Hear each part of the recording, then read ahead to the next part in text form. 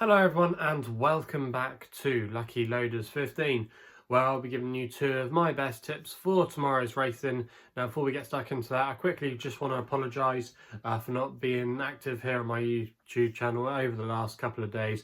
I've just been feeling a little bit under the weather, but I'm feeling better now and hopefully we can find some winners for tomorrow's racing. So let's get straight into it then. Two tips for tomorrow, and we're going to be going to Taunton for my first tip, which is going to be running in the 317. This is where my next best is going to be focused on, and we're going to be going with a horse here called Longshot JR for Harry Cobden and Colin Tizzard.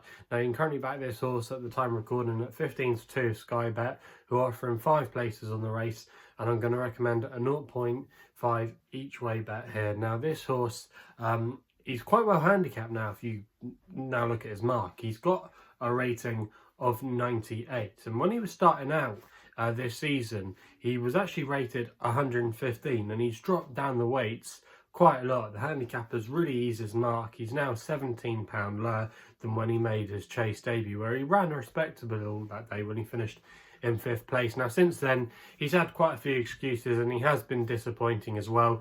You've got the fact that the Tizzard stable haven't really been performing like they normally do this season. Also as well, the ground has been against him. He's had wind issues, but since then, since he's had his problems, he's had a little bit of a break and he's had a wind up, which I think will really help him. It's going to be his second run after a wind up, and I thought his last run over hurdles, where he finished 5th at Wincanton over 2 miles 6, was actually a fairly credible run, and I think he'll come on for that run.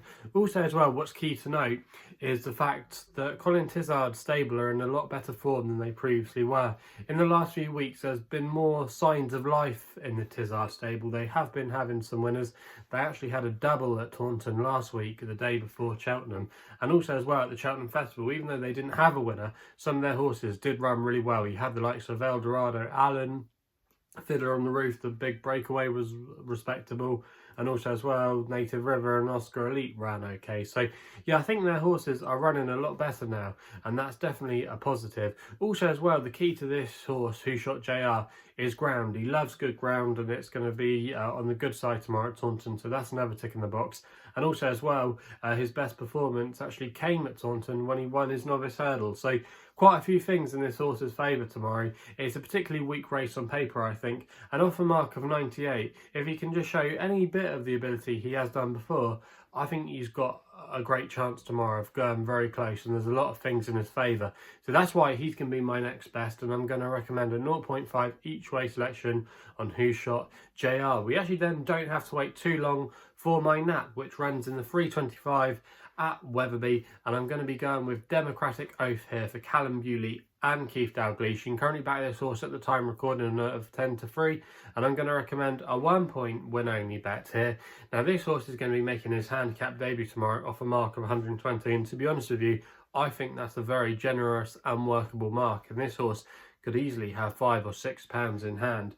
Now this horse, if you look at his most recent form, is pretty decent. Now last time we saw him, he won a novice hurdle at Sedgefield, beating Oliver Signey's horse Zambezi. That horse Zambezi was a winner at Fontwell at the weekend, but the line of form, which I think is his most impressive, was his 5th place in the Scottish Supreme Trial.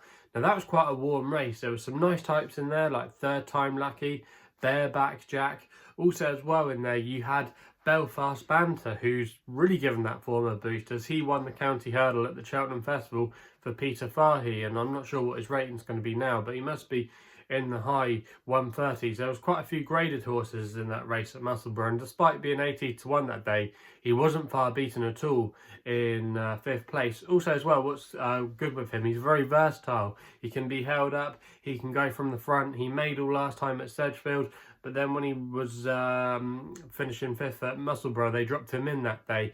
So he's very versatile tactically. I think he's got a great mark to start handicapping off a mark of 120, and if he can show what he's been showing on his last couple of starts, I think this is a very winnable handicap for him, and at 10-3, I think that's a fair bet there, a fair price, and I think it will become shorter when they get closer to post time. So he's going to be my nap. That's Democratic Oath in the 325 at Wetherby. So they're the two tips for tomorrow's racing. If you're enjoying these videos, please remember to hit the thumbs up button and subscribe here to my YouTube channel at LuckyLoaders15. Also as well, let me know in the comments box below what you fancy tomorrow. If you want to follow me on social media, the best place to do so is on Twitter, where my handle is at LuckyLoader15. And if you follow me on Twitter, you'll get all the updates on why maybe I'm not posting a video, for example, on YouTube. So make sure you follow me on there if you haven't done so already. And if you want to find out a little bit more about myself, my website address is www.chrisloaderracing.co.uk. So please gamble responsibly. Hopefully we can have a couple of winners tomorrow, and we'll be seeing you soon.